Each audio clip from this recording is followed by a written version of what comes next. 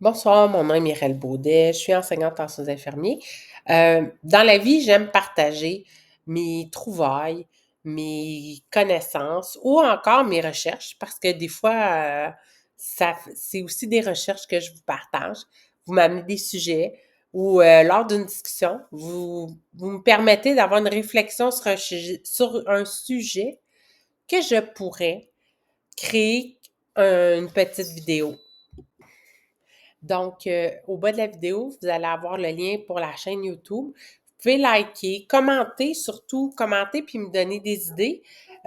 Puis vous pouvez aussi vous abonner à la chaîne, ainsi vous saurez quand je sors un nouvel enregistrement parce que c'est pas systématique, c'est vraiment quand l'envie me prend. J'ai envie de vous dire, me mettrez pas de la pression à faire des vidéos. Je fais ça pour le plaisir. Je fais ça pour partager sans aucune prétention. Mon but dans la vie, c'est d'aider les gens. Donc, vous pouvez les liker, les partager, comme je vous disais, puis allez-y comme bon vous semble. Sous peu, on vivra un nouveau changement d'heure. Pour l'instant, on vit encore au Canada les changements d'heure. Donc, j'avais envie de faire une vidéo sur ce sujet parce que j'ai trouvé justement des choses qui me semblaient assez intéressantes sur le sujet. Donc, j'ai repris mon petit soleil, puis j'ai appelé ça changement d'heure. Voyons un peu. Donc, le changement d'heure, il a lieu 2 fois par année. Il y a des années, des moments où probablement ça a le plus ou moins de conséquences, dépendant des gens. Est-ce qu'au printemps, parce que c'est le printemps, la neige fond, ça a moins de conséquences qu'à l'automne? Aucune idée. Mais je sais personnellement qu'à l'automne, je trouve ça peut-être plus difficile. Donc, ça m'a permis de faire un petit peu une recherche sur le sujet. Fait que j'ai des trucs à vous partager. Donc, je vous en partage 4. Premièrement, adopter rapidement le nouvel horaire. Oups, j'ai été trop vite. Adopter rapidement le nouvel horaire, qu'est-ce que ça veut dire? Ça veut dire que si habituellement je me couche toujours à 21h30, ben, même si l'heure est reculée ou avancée, ben, couche-toi pareil à la même heure.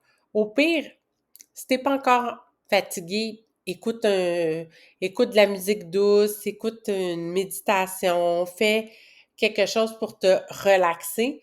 Puis inversement, si dans ta tête, il est 21h, puis que toi, tu te couches à 21h30, mais que tu es complètement épuisé, essaie de t'offrir jusqu'à 21h30. C'est un des trucs le plus rapide pour reprendre pied dans le nouvel horaire, puis rapidement être plus adapté au nouvel horaire. Prendre le temps de profiter de la lumière naturelle.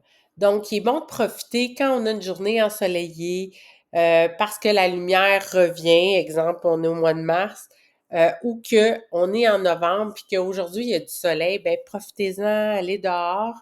Ça va aider votre cerveau. Ça va vous aider aussi à remettre les pendules à l'heure. Donc, c'est des bons trucs pour vous aider quand il y a du soleil, d'en profiter. Profiter du moment pour prendre une marche puis adapter son temps.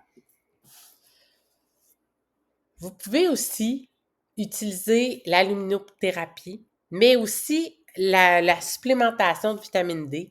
C'est quand même prouvé que ça aide à diminuer la dépression saisonnière. Puis c'est souvent, on en a besoin parce que l'hiver, au Canada, on a moins de lumière.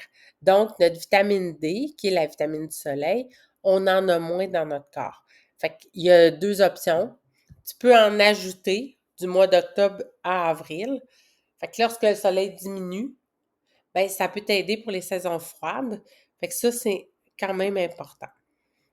Puis, il faut quand même se le dire, ça prévient les dépressions saisonnières.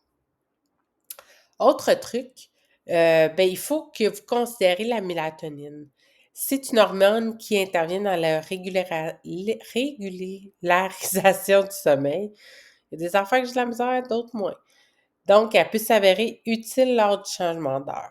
Donc, la mélatonine, qui intervient dans la régularisation du sommeil, peut s'avérer utile lors du changement d'heure.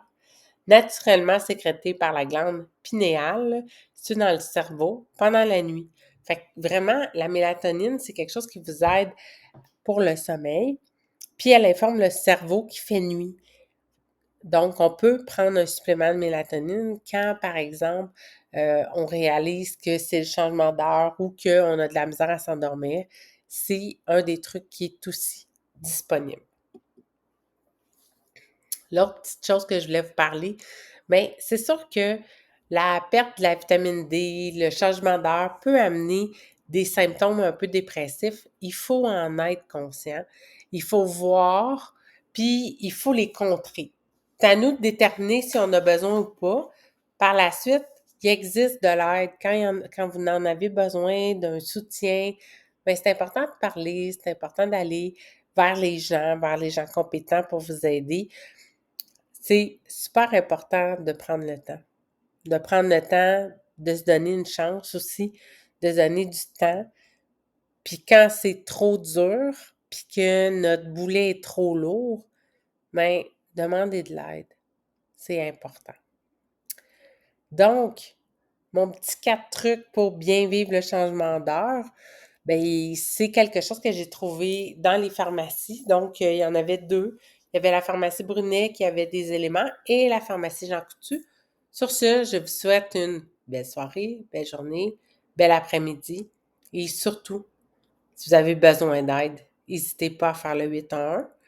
Je vous souhaite une belle journée. À bientôt.